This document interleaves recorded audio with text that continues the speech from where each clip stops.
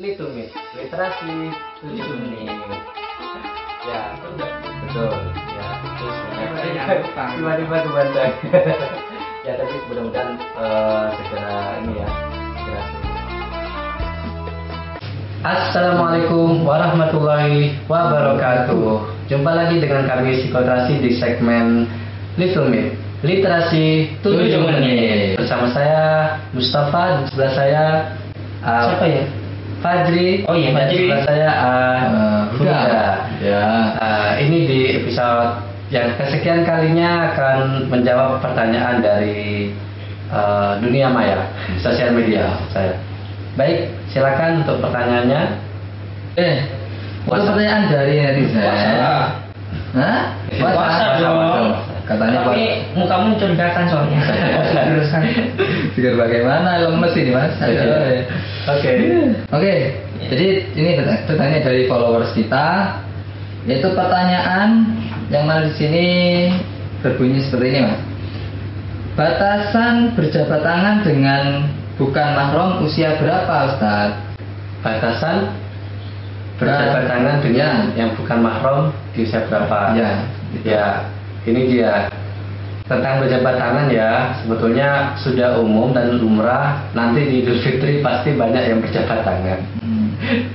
Oh, ini laki-laki, beda lagi ya. Dalam sebuah hadis riwayat Tirmidzi, kalau sesama jenis tidaklah dua orang beriman yang bertemu dan mereka berjabat tangan kecuali dosa-dosanya digugurkan sampai mereka berpisah. Jadi tadi berjabat tangan untuk melunturkan dosa itu salah satunya karena hadis ini.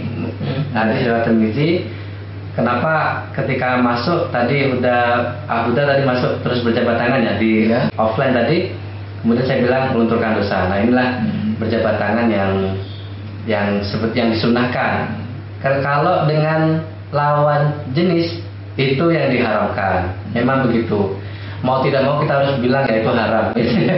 Kalau misalnya gini kan, kita kan berjabat tangan ya, kan itu menggugurkan dosa. Nah, setelah berjabat tangan, nah kita itu memukul teman kita, nambah dosa lagi. Jabat tangan kan gugur dosanya. Itu kayak isi ulang gitu ya. Ini niat kan enak gitu. Iya sih.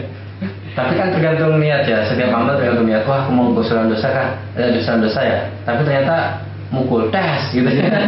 Mukul berarti kan dapat dosa lagi. Ya kosong-kosong kan. Iya kan. Ada riwayat Bukhari itu kan ada lanjutnya dari Umar bin Khattab menyampaikan segala sesuatu itu tergantung niatnya. Dan ada juga di hadis lain, apabila kita berniat baik lalu kita lakukan, itu bernilai pahala. Jika berniat buruk tapi kita tidak lakukan, hanya dalam niat saja, itu tidak tergolong dosa. Jadi ketika kita niat dari awal, habis tak salaman tak keplak gitu ya, itu sudah sekali. Itu sudah. Apakah Anda punya dendam di belakangnya? Dan niatnya kan tadi menggugurkan dosa. Ketika bersalaman maka terlaksana dan dapat pahala kan. Kalau tadi niatannya, enggak kan sudah menggugurkan dosa, gak jadi ngeplak dah, sudah biar gugur dosanya, itu nggak tercatat sama malaikat sebagai dosa. Sudah, nanti kalau udah gugur dosanya, nanti dosanya bisa buat nanti aja, tak keplak nanti. Setelah pertemuan berikutnya. Tapi niatnya tetap ini dendam banget ya. Ya intinya kalau sesama muslim, bukan muslim dan muslimah, itu boleh. Sama muhrim yang masih mahram itu boleh. Jadi ketika bertemu maka akan gugur dosanya. Tapi kalau bukan mahram, Rasulullah bilang untuk semua wanita itu berdosa, berdosa. Nah, untuk menjawab pertanyaan tadi, batasannya di mana? Batasan untuk usia berapa? Kalau masih kecil belum balik, kita boleh bersalaman dengan mereka. Nah, jadi kan gini kan, jadi kan di sini kan ustaz. Pastinya kan kalau ustaz kan bisa ngajar ngaji, ngajar dan lain sebagainya. Pokoknya intinya hal-hal yang baik. Nah, di sini timbul pertanyaan begini. Nah, apakah pernah mendapat cibiran? Cuma guru ngaji saja kok tidak mau boncengan dan jabat tangan? Gimana? Ya, ini teman saya sejak kecil teman kecil tahu bahwa saya tidak bersalaman dengan yang bukan mahram. Masa? Kecuali darurat. Ya mohon maaf ya, saya juga nakal kok, tidak benar-benar. Sebetulnya saya ingin menjaga ya, karena ini amanah dari Allah. Saya setelah dari Jember pindah ke Bondowoso, tetap saja dijadikan guru ngaji oleh Allah Subhanahu Wa Taala. Artinya apa? Artinya tetap dipanggil sebagai ustaz. Oleh karena itu, ketika guru-guru di tempat kerja, jadi saya malam itu ngajar ngaji, paginya mesti ngajar di sekolah.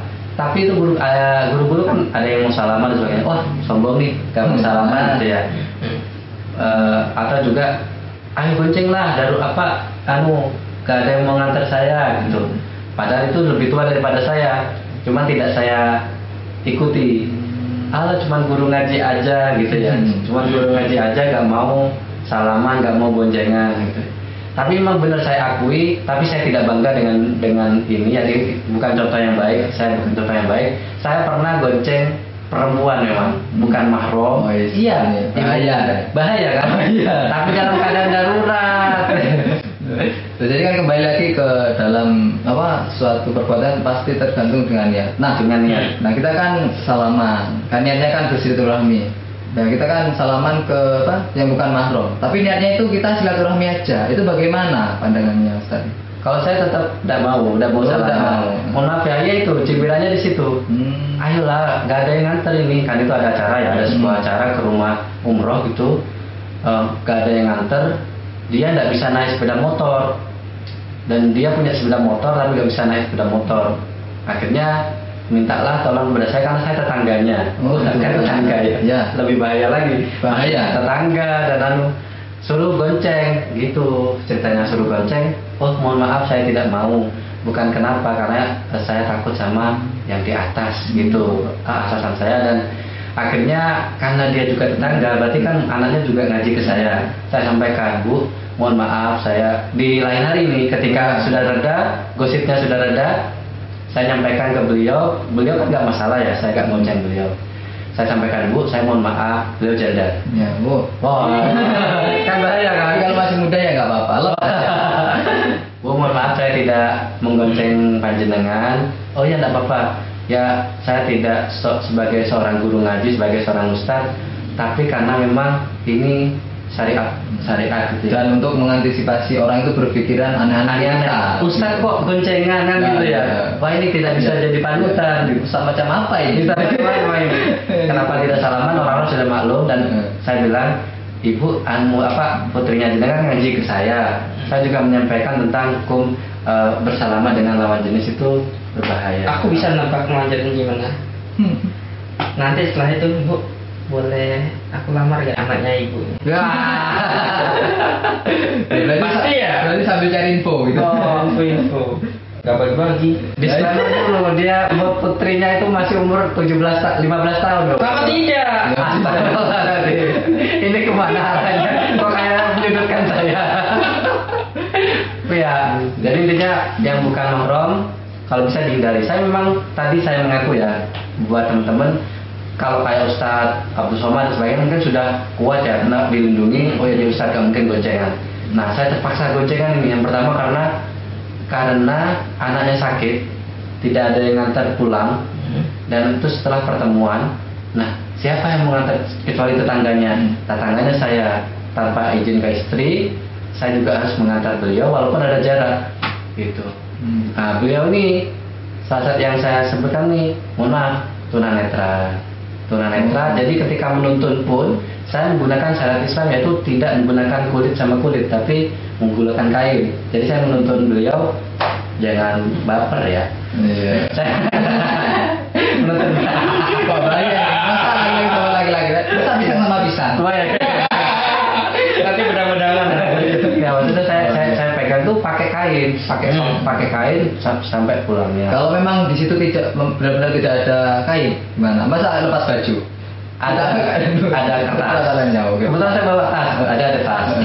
Berarti pekerjaan paling berdosa itu tukang ojek.